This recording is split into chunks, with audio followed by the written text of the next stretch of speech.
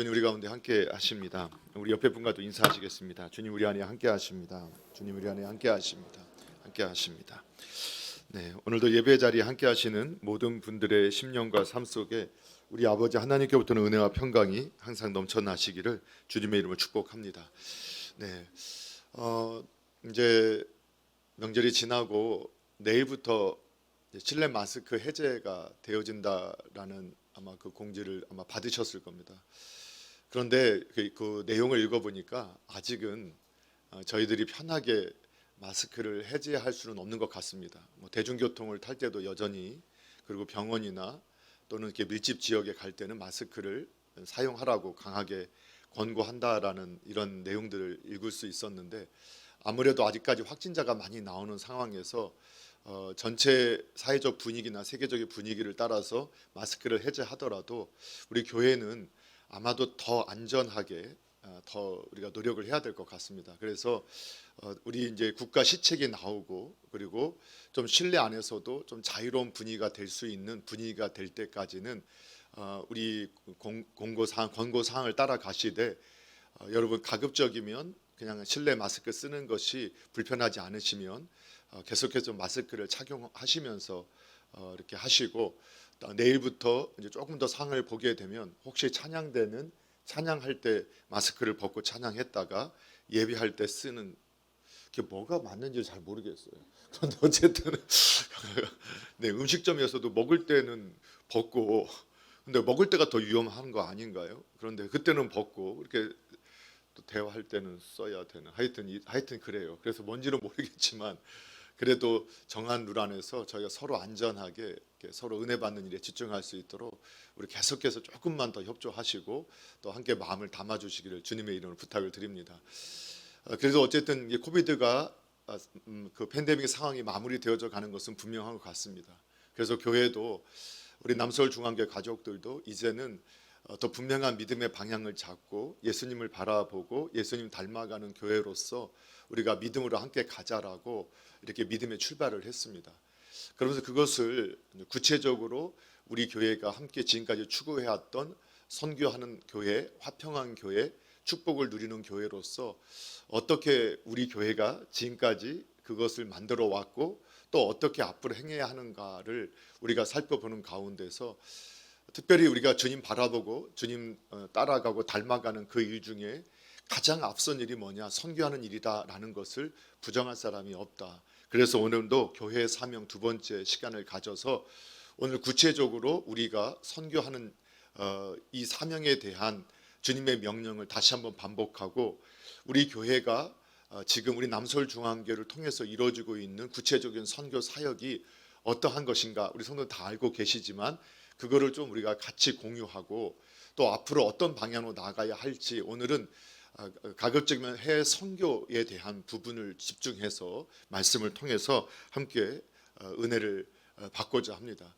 먼저 그래서 우리가 오늘 함께 살펴보기를 원하는 것은 오늘 우리 주님께서 주신 사명, 이 선교적인 사명, 또 주님도 기도로 준비하시고 세례를 받으시고 또 기도 광야에 가셔서 기도 40일 기도를 하시고 실제 사역을 이제 하셨을 때 가장 첫 번째 사역이 무엇이었느냐를 보면 바로 이 선교적인 사명이 정말 하나님께서 하나님을 만난 성도에게 또 주님을 닮아가는 성도에게 가장 필요하고 요구하시고 원하시는 것이다라는 것을 알 수 있게 됩니다.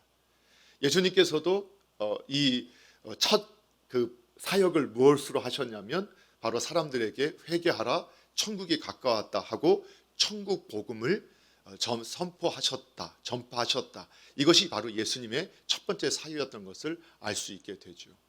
그러니까 우리가 예수님을 닮아갈 때 예수님의 성품을 닮을 뿐만 아니라 예수님이 하나님의 뜻에 순종하면서 섬기셨던 그 사역의 모습도 우리가 닮아갈 때 그 사역의 우선순위가 하나님 나라를 선포하고 하나님 나라를 세우고 그 복음을 전파하는 일이었다는 것을 우리가 주목할 필요가 있다는 겁니다. 그래서 예수님께서 승천하시기 전에 마지막 제자들에게 당부하시면서 우리에게 주셨던 오늘 마태복음 28장의 말씀과 사도행전 1장 8절의 말씀을 보게 되면 가서 제자를 삼고 그리고 세례 주고 가르치라라고 하는 네 동사가 나오지만 핵심은 예수님께서 마지막 제자들에게 제자를 삼아라. 이것을 우리에게 명령하셨던 것을 알 수 있게 됩니다. 제자를 삼아라. 이거는 우리 모든 교회에게 주신 명령이다라는 겁니다. 그리고 그 제자를 삼기 위해서 어떻게 해야 하느냐? 가야 한다. 머물러 있지 말고 나가야 한다. 가서 그리고 어떻게 해야 되느냐? 세례를 베풀어야 된다. 이 세례를 베푼다라는 것은 이렇게 예수님을 마음으로 믿어서 의의 일이지만 입술로 시인해서 구원에 이르듯이 우리가 유월절 어린 양의 보혈의 피를 힘입어서 생명을 우리가 옛 생명은 죽고 새 생명이 살아난 그 영광을 경험했지만 홍해를 통과함으로 물 세례를 받음으로 그 구원이 확증되어졌던 것처럼 우리가 이 세례를 예수님을 믿는 사람이라는 것을 확증하는 물 세례 주는 세례를 베푸는 일을 교회는 계속해서 행해야 한다라고 말씀하고 있습니다. 그래서 초대교회부터 지금까지 전 세계 교회가 세워지는 곳, 하나님의 뜻이 전파되는 곳에는 입술로 시인하는 이 물세례를 주는 일들이 지금까지 지속되어져 있고 주님의 뜻에 순종하고 있는 것을 발견하게 되죠. 그리고 가서 가르쳐 지키게 하라. 이 지키게 하라, 가르치고 지키게 하라는 이 말씀을 따라서 우리는 지난 시간에 선교의 1차적인 모습이 뭐냐? 바로 하나님을 예배하고 말씀을 우리가 공부하고 또 기도하며 그 하나님의 뜻을 바로 배우는 것, 가르침과 배움은 하나의 원어에서 나온 것으로서 우리가 가르치기 위해서는 배우는 자가 되어야 하고 가장 깊은 가르침은 누가 얻게 되느냐, 누가 깊은 배움을 받게 되느냐? 가르칠 때 깊은 이 영적 경험을 하게 된다. 그래서 집에 가셔서 그날 그 주에 가셔서 한번 설교 들은 내용 가르쳐 보세요 하셨는데 가르쳐 보셨나요? 역시 안 해보셨죠. 그러면 다 잊어버리시게 되거든요. 근데 가르치는 사람이 가장 오래 남고 그것이 계속 정리되어지게 된다. 그걸 우리가 확인할 수 있다고 했습니다. 그러나 결국은 우리가 가르치고 배움을 통해서 또 배우고 가르침을 통해서 내가 진리에 대한 확신 그리고 주님을 닮아가는 그 모습을 통해서 자연스럽게 성도의 삶은 예수님을 드러내고 하나님 나라를 드러내는 삶을 살게 된다. 이것을 우리에게 말씀해 주셨던 거죠. 그래서 가장 우리가 선교의 시작점은 뭐냐? 예수님의 뜻을 배우고 그것을 가르치고 그분을 바라보면서 닮아가는 것이 모든 선교의 시작점이다. 그것을 우리가 확신할 수 있었습니다. 자, 그리고 가서 또 그 명령을 수행하기 위해서 또 직접적으로 수행해야 하는 것이 무엇이냐? 결국은 모든 민족, 그러니까 지역을 뛰어넘어서, 그러니까 그 사도행전 1장 8절에도 보게 되면 성령이 너에게 임하시면 권능을 받고 예루살렘과 온 유대와 사마리아와 땅끝까지. 그래서 복음이 어떻게 되어져야 되느냐? 내가 성령님의 은혜로 예수님을 믿게 되면 내 가족에게 또 우리 지역 사람들에게 그리고 그 넓이 있는 우리의 주변 그리고 그것을 뛰어넘는 열방까지 가서 복음을 전해야 한다. 그래서 모든 민족에게 가야 하는 일이 우리에게 필요하다. 그리고 또 한 가지, 이것은 너희는 가서라 했는데 이 12제자에게만 말씀하신 것이 아니라 그 예수님의 부름을 받은 모든 제자들, 모든 성도에게 하신 말씀, 그리고 너희에게 성령이 임하면 성령이 임한 모든 사람에게 주신 말씀. 그래서 이 선교적인 사명은 모든 교회로 부름받은 모든 성도가 감당해야 할 사명이다. 이것을 우리에게 말씀해 주고 있습니다. 사랑하는 성도 여러분, 그래서 교회는 이런 명제를 가지고 선교하는 기업, 선교하는 인생, 선교하는 삶을 살아가는 성도는 하나님의 임재와 하나님의 축복을 늘 경험하며 살게 된다. 그래서 우리가 선교 지향적인 삶을 살아야 한다 하는 이러한 메시지나 이러한 설교나 아니면은 이러한 내용들을 계속해서 반복해서 들어보셨을 겁니다. 그래서 많은 기업들이 선교하는 기업을 표방하고 또 많은 성도의 가정이 선교하는 가정이 되기 위해서 애쓰고 노력하는 것을 보게 됩니다.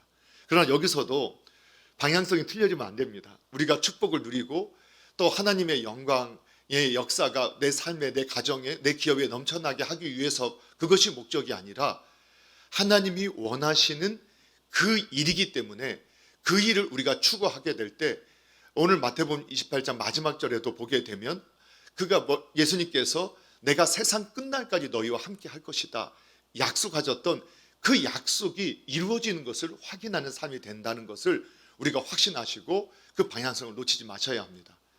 그리고 우리가 이처럼 주님을 바라보고 주님을 닮아가고 주님의 뜻에 순종함으로 선교적인 삶을 살게 될 때 주님이 함께 하시고 성경에 약속하셨던 그 축복이 따라오는 그러한 삶을 살게 됨을 믿으시기 바랍니다. 그래서 저와 여러분이 항상 주님 바라보고 주님을 닮아가고 이 선교적인 사명을 가슴에 품는 그러한 믿음의 역사가 있기를 바라고, 또 우리 교회가 그렇게 주님 앞에 쓰임받는 아름다운 교회 되기를 주님의 이름으로 축원합니다. 그렇다면 우리 교회의 목적이 그것이기 때문에 우리 교회가 시작될 때부터 또 우리 원로 목사님이 이제 표어로 정하셨던 것도 그러한 우리가 진정한 예수님을 바라보고 닮아가는 그 첫 번째 일이 선교라는 것을 정확하게 모든 교회가 동의하듯이 우리 교회도 그것을 가장 앞선 지표로 삼아서 그 선교하는 교회로 성장해 왔습니다. 그럼 우리가 어떻게 그러면 지금까지 그 선교 사역을 감당했느냐? 무엇보다도 예배에 힘썼던 것. 그래서 우리가 공예배, 우리가 주일의 예배나 새벽의 예배나 금요 기도회나 수요 예배나 또 주일 저녁 예배까지, 사실 오늘날 많은 교회들이 바뀔 수 있습니다. 형식이 좀 바뀔 수 있지만, 그러나 그 주일 저녁 예배가 사라져가고 또 수요 예배가, 금요 예배가 없어져가는 이러한 상황 안에서도 우리 교회는 성도님들이 가장 하나님께서 기뻐하셨던 하나님과 깊이 교제하고 또 우리가 성장하고 성숙할 수 있는 통로가 되는 예배하는 일, 그리고 성도님을 양육하기 위해서 성경대학을 일찍부터 시작해서 성경대학을 통해서 성도님을 양육했고, 또 제가 이대 담임으로서 좀 더 확대해 나가면서 그것이 어느 정도 자리매김을 하게 되었고, 지난 설교 시간에 말씀을 드렸던 것처럼 올해에는 그것들을 이제 하나로 압축해서 우리 온 성도님들이 집중해서 훈련할 수 있도록 계획하고 있는데, 이러한 양육 그리고 부흥성회나 또는 절기를 따라서 하게 되는 수련회, 수련 기도회, 여름 성경, 겨울 성경 학교, 우리 뉴라이프 미션, 이러한 훈련들, 이러한 것들이 결국은 우리의 영적 성장과 성숙을 만듦을 통해서 우리가 선교하는 삶을 살 수 있도록 만들어준다. 그래서 이러한 것들이 기초가 될 때, 기본이 되어질 때 진정한 선교하는 교회로 출발할 수 있게 되는데, 그 일들이 우리에게 이렇게 계속해서 이루어졌고 더욱 규모 있게 만들어져 가고 있다라는 것을 확신하셔야 합니다. 그래서 저와 여러분이 선교적 삶을 살기 위해서 다시 한번 강조를 드리지만 3월부터 시작해서 성경대학 또 여러 가지 우리 양육 프로그램들이 진행되어질 때, 여러분이 내가 믿음의 수준에 맞게끔 다 이러한 성경 프로그램들 진행하게 될 것이기 때문에 기대하시고 열정을 가지시고 참여하시게 되면, 이게 하나님이 기뻐하시는 그 믿음의 길로 가게 되면 그 나의 상황과 형편에 맞게 하나님이 내 삶에 역사하시는 것을 경험하게 될 줄로 믿으시기 바랍니다. 그렇기 때문에 어느 분들이 가끔 부흥회가 그러면 선교 사역이 되느냐, 우리가 이렇게 볼 때 바로 우리의 죽어있던 메말라 있던 영혼을 깨움을 통해서 다시 한번 우리의 영혼이 다시 주님을 바라보고 주님을 따를 수 있는 이러한 영성을 회복하는 이 부흥회 같은 것도 1차적인 기초적인 선교 사역이 될 수 있다. 우리가 이렇게 이해할 수 있는 것이죠. 그리고 우리 교회가 원로 목사님을 중심해서 그렇게 원로 목사님 전 세계 우리 민족을, 우리나라를 곳곳을 다니면서 이게 부흥회를 인도했던 것은 이게 성도를 깨워서 선교하는 교회로 만들어가는 1차적인 사역을 감당했다라고 할 수 있습니다. 그러나 이것은 말한 것처럼 아주 기초적인 사역일 뿐입니다. 그러면 더 나아가서 어떤 선교를 해야 되느냐? 분명히 주님께서 교회에게 명령하셨던 것처럼 우리 모두가, 이것은 담임 목사님에게나 아니면 일부 성도님에게가 아닌 게 아니라 온 교회로 부름받은 성도, 교회로 부름받은 모든 성도님들, 조국교회 모두, 열방의 교회 모두가 이 선교하는 일에 마음을 담고 뜻을 담아야 한다는 것이죠.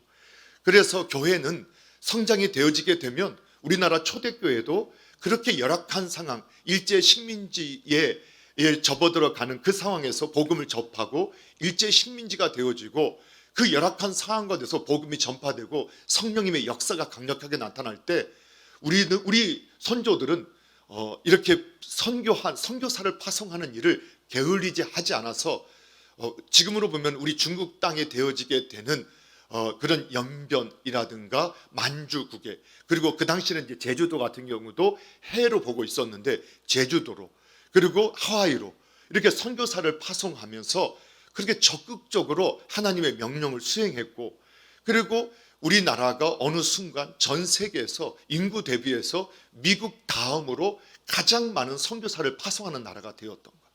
그리고 놀랍게도 우리가 일반 사람들은 에이라고 말할 수 있지만 교회사의 역사를 보면 이처럼 하나님을 바라보고 하나님의 통치가 임하고 하나님의 뜻대로 살았던 그 나라, 그 민족들이 세계 열방을 제패하고 그 문화와 언어가 세계적인 문화와 언어로 이렇게 쓰임받는 것을 볼 때 우리나라 사람들이 최근에 우리나라의 문화, 우리나라의 언어, 이런 콘텐츠들이 열방의 사람들이 환호하는 이유가 무엇일까? 그냥 우리가 잘 성장해서 그렇다고 보지만 이것은 그냥 동일한 패턴이었습니다.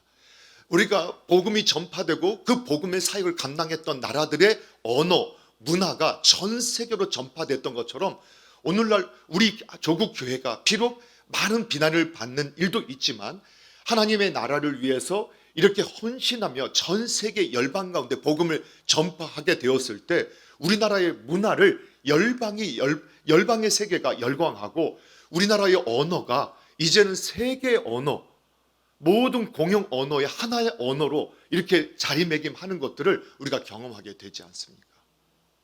직접 선교하는 일이 반드시 필요합니다.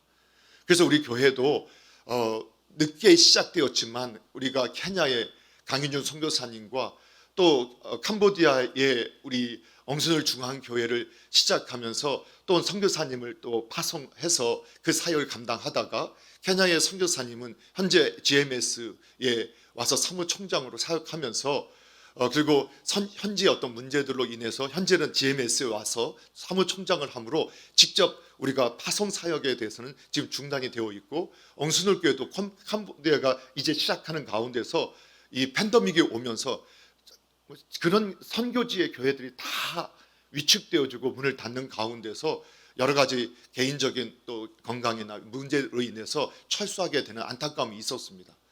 그럼에도 불구하고 우리 교회는 그 사역을 지속적으로 사역을 감당해 왔고, 그리고 우리가 직접적으로 파송하지는 않았지만 함께 조국교회에서 파송하고 함께 선교하셨던 많은 분들을 우리가 함께 마음으로 품고 그분들과 협력하며 기도하고 또 물질로 후원하는 사역을 지금까지 감당해 왔습니다. 그러면서 현재 우리 교회가 37교회를 해외에서 건축을 하고, 그리고 우리가 인도네시아, 뉴질랜드, 파라과이, 그리고 탄자니아, 키르기즈스탄, 우간다, 필리핀, 중국, 일본, 북한, 인도, 이스라엘, 태국, 베트남, 그리고 네팔, 호주 16개 국가 가운데 22분의 선교사 가정을 우리가 후원하면서 섬기고 있는 것을 지금까지 섬기고 있는 그런 사역을 감당하고 있습니다. 뿐만 아니라 미자리 교회 30여 곳을 지금도 후원하고 있고, 그리고 우리 선교 지역에 있는 우리 그 선교 단체들, 선교하고 있는 아니면 기독교 기관들, 기독교 대학들 또는 이런 기관들을 여전히 한 40여 곳 우리가 후원하면서 기도하고 섬기고 있는 사역을 감당하고 있습니다. 예. 다 알고 계셨죠? 네. 그런데 우리가 그렇게 하고 있는지도 잘 모르고, 물론 우리가 이제 단독 선교사를 파송하는 일에는 더 많은 물질과 기도가 필요합니다. 또 그 사역도 감당해 왔고, 그리고 우리가 지금 섭렵하는 선교사는 우리가 볼 때는 작은 한 분 한 분한테는 그렇게 많은 비용이라고 할 수는 없습니다. 거의 대부분이 한국 돈으로 따진다면 10만 원에서 20만 원씩 그냥 매달, 그러니까 매년이 아니라 매달 저희가 그렇게 후원을 하고, 또 매주 수요일 새벽마다 그 교회와 선교지 위에서 매번 기도하는 시간들을 갖고 있지 않습니까? 근데 그런 시간들이 그건 어디에 나오냐? 우리 교회 주보 맨 앞에 나와 있지 않습니까?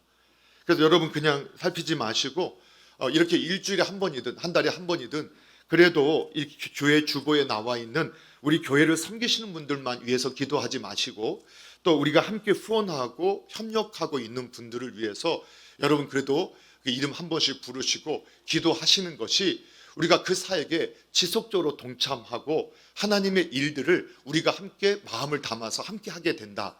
그것을 여러분 기억하시고 그 사역에 함께 참여해 주시기 바랍니다. 예. 아멘을 안 하시는 것은 그렇게까지는 하고 싶지 않으신 건가요? 예. 여러분 그래서 꼭 우리가 수요 새벽에 항상 그 기도를 하고 있지만 매주 수요일마다 또 새벽에 참여하시는 분들과 함께 기도하시고 그리고 성도님들도 그렇게 기도해 주시기를 바랍니다. 이것은 결코 작은 사역이 아닙니다. 교회가 출발할 때부터 지금까지 참 어려운 이런 상황 가운데 있을 때도 포기하지 않고 저희가 행했던 일들이고 작은 협력들이 이어지면서 제가 구제하면서 그런 걸 경험했어요.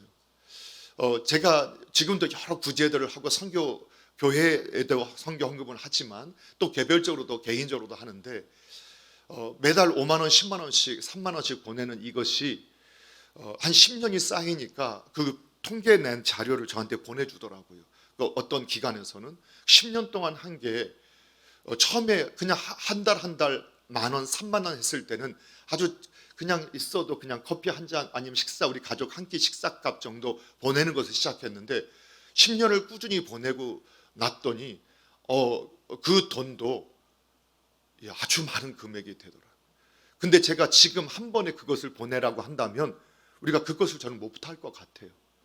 그런데 그저 주님 주신 것을 멀리 그냥 흩뿌리듯이 뿌려놨더니 우리 교회가 또 개인도 그랬지만 우리 교회도 이렇게 수많은 선교사님들, 선교지역, 선교기관들, 미자리 교회들에게 매달 한 번에 우리가 수천만 원씩 수억씩 보내지는 못했지만 매달 우리가 함께 이 교회들을 전체를 향해서 함께 이것을 보내는 일들을 포기하지 않고 지금까지 해왔을 때 오히려 한 번 받고 그렇게 지속하지 못했던 것보다 지속적으로 후원을 받으면서 일정하게 지속적인 사역을 감당할 수 있었던 교회들의 감사의 표현들을 받게 되는데 우리가 그 사역을 함께 해왔다는 겁니다. 이것은 남서울 중앙교회 담임 목사가 한 것이 아니고 우리 장로님들이 하신 게 아니라 권사님, 집사님이 하신 게 아니라 저와 여러분이 우리 남서울 중앙교회 모든 교회가 함께 기도하고 우리가 한 11조 선교 헌금들이 함께 모아져서 이 사역을 함께 감당했다라는 겁니다.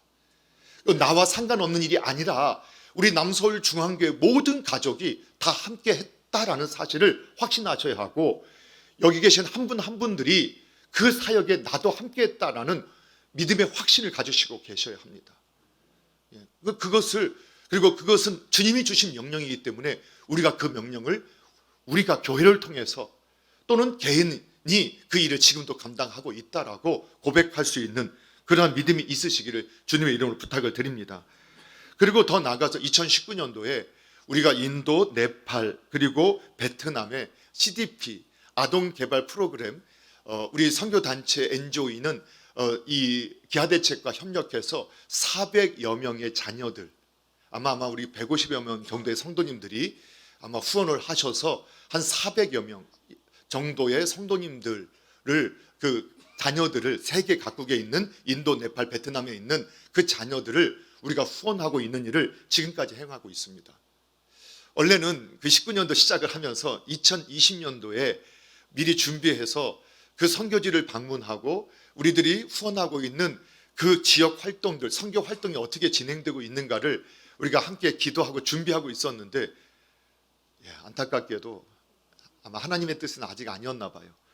그래서 그때 팬데믹이 와서 모든 선교지가 어려움을 겪는 가운데 오히려 우리가 후원하고 있는 CDP 사역이 진행됐던 것은 지속적인 후원을 통해서 그 가장 어려울 때 오히려 가장 효과적으로 그 아이들, 그 가정을 돌보는 사역을 감당했던 것을 보게 됩니다.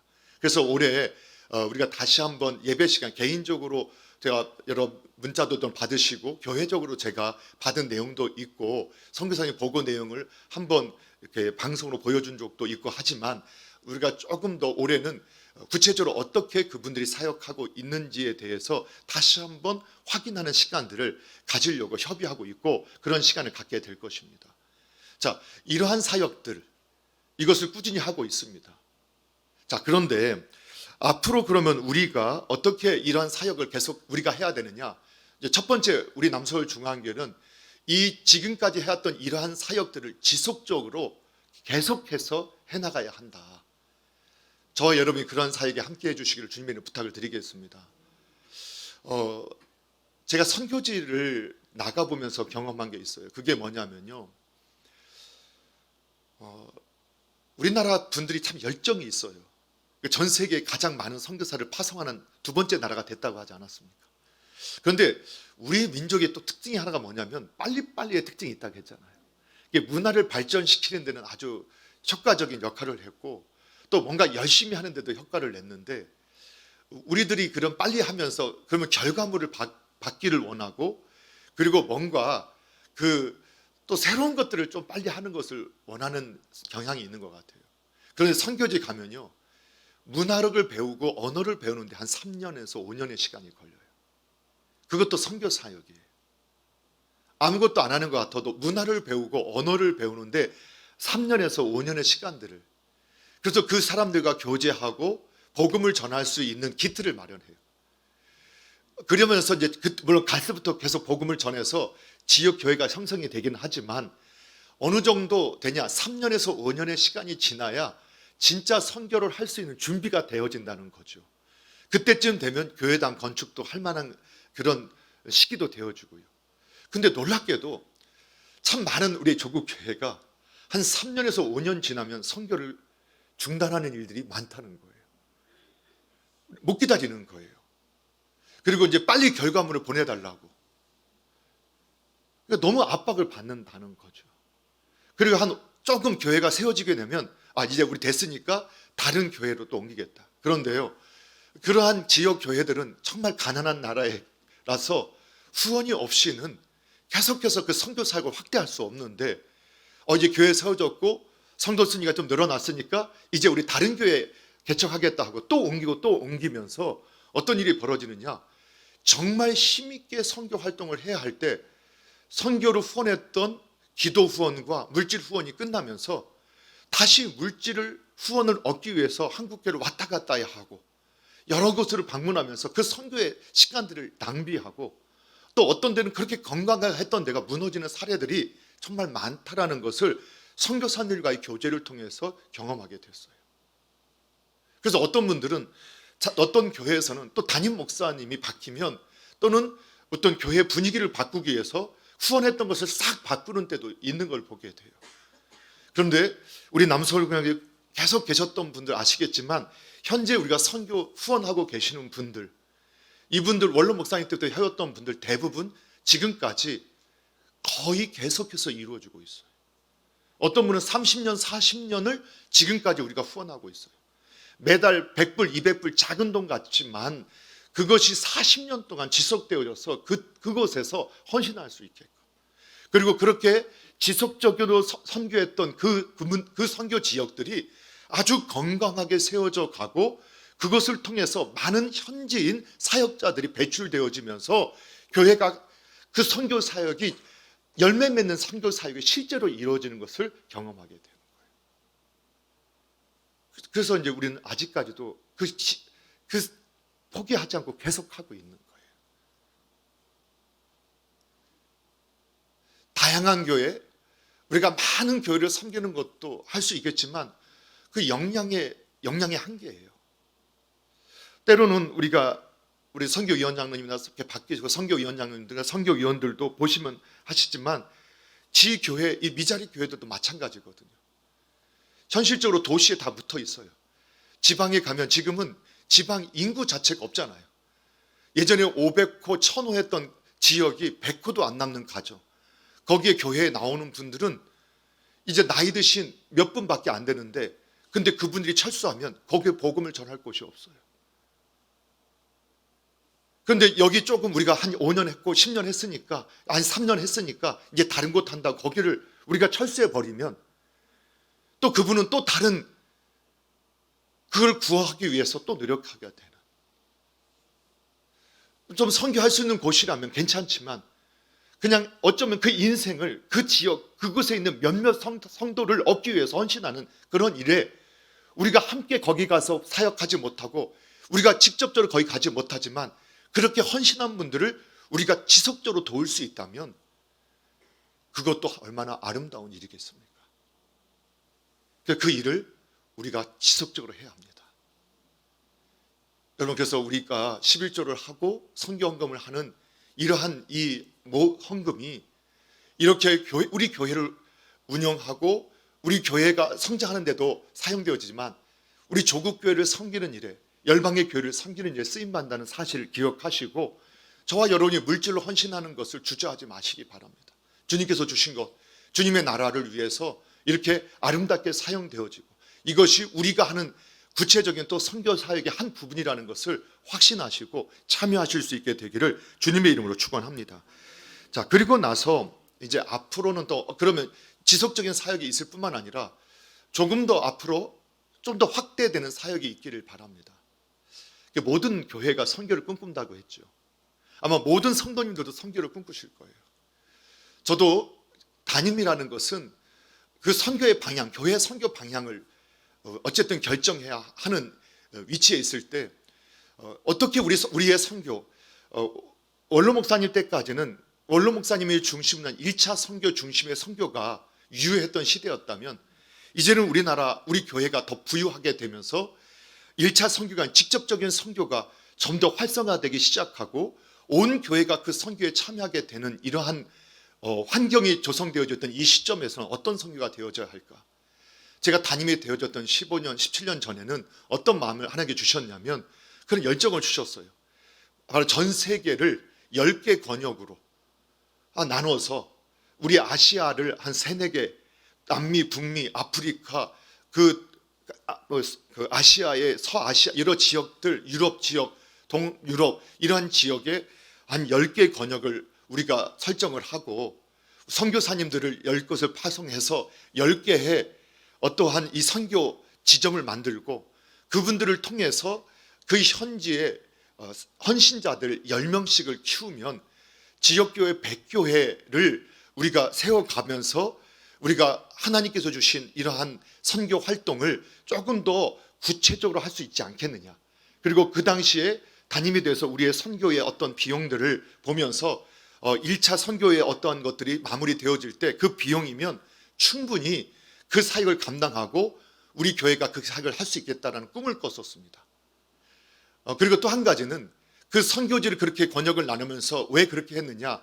우리나라 선교의 역사를 살펴보면 감사하게도 우리나라가 이렇게 선교 대국이 될 수 있었던 것은 하나님의 선한 섭리 가운데서 이 땅에 오셨던 선교사님들이 참 훌륭하고 탁월한 분들이 많으셨습니다. 그들이 한국 땅에 밟고 때로는 1년도 선교하지 못하고 순교하신 분도 있고 그 자녀들이 100일을 넘기지 못하고 10일을 넘기지 못하고 그냥 한국 땅에 와서 생명을 마쳐서 양화진 선교사 묘지에 가면 온 지 며칠 안 되는 아이들의 묘 활동한 것, 그것이 무슨 선교입니까? 그러나 그러한 참 이 영의 일이라는 것은 놀라워서 아무것도 안 한 것 같은 그런 보고를 받은 교회는 더욱 뜨거워지고 그 선교사가 가서 피를 흘린 그 생명을 바친 그곳에 대해서 더 불이 일어나면서 우리 조선 땅, 그 당시 조선 대한제국 땅에 수많은 젊은 선교사님들이 와서 복음을 전하기 시작했습니다.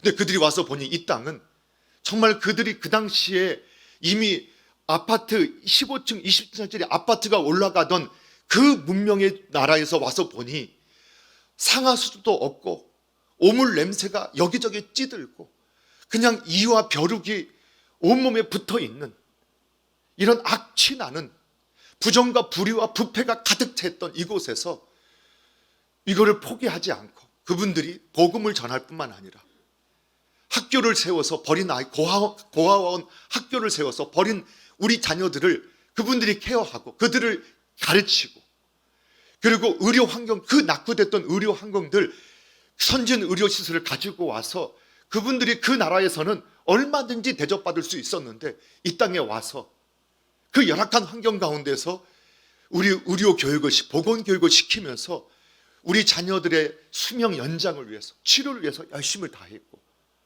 거기에 탁월하고 똑똑한 사람들은 그 시대에 그 선교사님들이 후원을 받아서 미국으로, 유럽으로 이렇게 유학을 시켜서 공부하게 하고 다시 우리나라의 지도자로 돌아오게 했던 일들. 그래서 여러분이 한번 교회사를 제가 이제 겨울 좀 준비하고 있습니다. 근데 조금 찾아보시면 우리나라 이 독립에 앞장섰던 민족 지도자들이 그러한 선교사님들에게 훈련받고 미국에서 교육받았던 그분들이 다시 한국에 와서 여러 신문들, 기관들을 만들어서 이 나라를 이끌어왔던, 그러면서 그 선진 농업 기술을 가지고 오고 그 헌금을 가지고 염소 새끼들을 사주고 닭을 사주고 그 치즈 만드는 선진 농법, 지금은 선진 농법이 아니지만 그 시대 선진 농법들을 가지고 와서 요즘에 임실 치즈 같은 것들, 그게 우리나라에 있었던 게 아니잖아요. 선교사님들이 오셔서 농업 기술을 가르쳐주고 염소를 키우고 젖자는 것들을 가르쳐주고 우유를 어떻게 해야 하는지를 가르쳐주면서 그 땅을, 문화를, 건강을, 교육을, 영성을, 그래서 그 지역사회를 변화시키는 일들을 감당해 왔다는 거예요. 그래서 10개의 권역, 현지에 10명의 지도자들을 세우면 그들을 통해서 그런 일들이 있게 되지 않을까.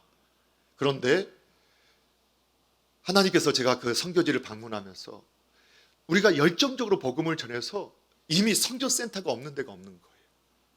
우리 교회가, 그래서 그런 마음을 주시는 거예요. 우리 교회가 10개 권역을 만들고 10개 선교 지역을 다시 개척하려면 20년, 30년이 걸리는데 이미 전 세계 이미 20년, 30년, 50년 동안 만들어 놓은 본부들이 있다. 그런데 관심을 갖지 않고 후원이 끊어지고 기도가 끊어져서 활동이 중단돼가 많은데, 이렇게 건강한 이러한 선교 기관들이나 그 지부들과 우리가 연결하고 그들을 통해서 지역 지도자를 세우고 이러한 사역을 하면 되겠다라는 그런 감동을 주셨어요. 그런데 그렇게 하는 사역을 바로 이 아동개발 프로젝트라고 하는 선교 NGO인 기아대책에서 이미 그 사역을 하고 있다는 것을 제가 알게 됐고, 저는 하나님께서 저에게 발견하게 해주셨다고 믿고 있습니다. 제가 저에게 꿈꿔왔던, 우리가 그렇게 했으면 좋겠다고 했던 선교 사역을 이미 그렇게 진행하고 있었던 것이죠. 여러분, 우리 요즘에는 NGO 활동들이 많이 있잖아요. 그렇죠? 그런데 선교 NGO는 컴패션인가 하고 우리 기아대책 외에는 선교 NGO가 없습니다. 사실 월드비전도 우리나라 6.25 때 미국에서 미국 교회를 중심으로 해서 시작된 NGO거든요. 그래서 어떻게 보면 교회로부터 출발했어요. 그런데 이 NGO가 확산이 되면서 전 세계의 후원자를 받으면서 기독교 이념, 가치를 그들의 비전에서 내려놨어요. 교회에 와서는 시작이 그렇기 때문에 그렇게 간증도 하고 하지만 실제로 선교비를 우리가 후원을 해도 그 후원 비용이 이슬람 국가에서는 이슬람 지도자에게, 불교 국가에는 불교 지도자에게 이렇게 흘러가요. 이것이 의미 없다고 하는 게 아닙니다. 이것도 의미 있습니다. 우리는 종교와 인종을 떠나서 연약하고 헐벗고 힘든 사람을 돕는 것이 교회의 사명이기 때문에 그거 의미가 있습니다. 그러나 우리는 선교하는 그 사명을 받았을 때 이왕이면 우리가 선교를 중점으로 하는 이러한 일들을 할 수 있다면 그쪽으로 초점을 맞추는 것이 더 지혜롭지 않을까. 그래서 저도 개인적으로 월드비전 하던 것을, 좀 월드비전 혹시 하시는 분이 하거나 관계자분이 들으시면 오해하지 마십시오. 저도 그 하던 것을 그냥 끊고 다 기아대처로 돌렸던 이유는, 이것은 항상 모든 치프가 선교사님들이고 선교사님을 중심으로 해서 오늘 우리가 우리나라에서 선교사님 가졌던 것처럼 교육을 위해서, 사회 문화, 그 다음에 그들의 개발, 영성, 건강, 병원을 짓고 학교를 짓고 교육센터를 지으면서 10년, 15년 우리가 후원한 이 물질들을 그 아이에게 주는 게 아닙니다. 그 물질을 아이에게 주는 것이 아니라 그 선교사님들에게 진행을 하고, 그것을 그 후원받은 자녀들을 대상으로 해서 교육, 건강, 그리고 사회 문화 체험, 그리고 여러 다양한 것으로 활동할 수 있고 그 사회의 지도자로. 그래서 아예 교육의 혜택을 받지 못한 자녀들을 10년, 15년 동안 그렇게 양육을 하게 되면 어느새 10년이 지나면 그 자녀들이 그 지역의 지도자들이 됩니다. 그리고 그 땅이 바뀌게 됩니다. 스스로 살지 못했던 땅이 자립하게 되면 이제 그 선교사님이 그 자립한 그 땅은 그곳 주민들이 스스로 살아갈 수 있게끔 격려하고 또 새로운 다른 마을을 찾아가서 그 일을 10년, 15년 동안 진행하는 겁니다. 그래서 그 사역을 하자고 했던 겁니다. 그리고 이제 내년, 올해는 안 될 겁니다. 왜냐하면 올해 준비하고 내년 겨울과 여름에는 바로 그 지역, 우리가 후원했던 그 자녀들이 있는 지역을 우리가 방문하고 거기서 우리가 몸으로도 시간으로도 또 선교 지역을 잠시 돕는 단기 선교를 꿈꾸고 계획하고 있습니다. 그리고 이런 일들이 여러분 지금 그냥 습관적으로 자동이체로 빠져나가고 있던 그것들이 여러분 놀랍게도 팬데믹 상황에서는 오히려 더 강력한 무기가 될 수 있었습니다. 그 일을 저와 여러분이 하고 있었습니다. 그리고 앞으로 그런 일들을 더 확대하기를 저는 소망합니다. 이 시간에 모든 걸 다 말씀드릴 수는 없어서 더 막 하고 싶지만 여기까지 마치려고 해요. 그 이외에 많은 궁금한 것도 있으실 거예요. 또 그런 기회들은 오늘 주일 예배 시간에 항상 할 수 없어서 제가 피했었는데 오늘 아주 기본적인 내용들, 우리가 하고 있는 것이 무엇이고 앞으로 어떻게 해야 할지 그 부분에 대해서 오늘 간략하게라도 함께 마음을 나누었습니다. 사랑하는 성도 여러분, 오늘 선교하는 교회 하나님이 부르시는 교회인 줄로 믿으시기 바랍니다. 그리고 진정한 선교하는 교회가 주님 바라보고 주님을 따르고 닮아가는 교회임을 믿으시고 저와 여러분이 선교하는 교회로 또 주님의 모습을 닮아가는 교회로 주님 되심을 증거하는 복의 통로가 되기를 주님의 이름으로 축복합니다. 기도하겠습니다. 하나님 아버지 감사합니다. 우리를 사랑하여 주셔서 남서울중앙교회 한 가족이 되게 하시고 주님의 말씀을 따라서 아버지 교회가 시작할 때부터 복음을 전하고 또 선교적인 교회로 성장할 수 있게 해주신 것 감사드립니다. 또 지금까지도 섬겨왔던 그 사역들 끝까지 잘 감당하게 하여 주시옵고 그리고 앞으로 더욱 수많은 영혼들을 주님께 돌아오게 세우게 하는 일에 우리 남서울중앙교회 모든 교회로 부름받은 주의 종들이 쓰임받게 하여 주시고 또 주님이 약속하신 것처럼 세상 끝날까지 너희와 항상 함께 하시겠다 했던 주님의 함께 하심의 역사가 그 심령에 그 개인의 삶 속에 가정과 일터 속에 머무는 것을 경험하고 간증하게 하여 주시옵소서. 주께서 함께 하심을 감사드리며 예수님의 이름으로 기도하옵나이다. 아멘.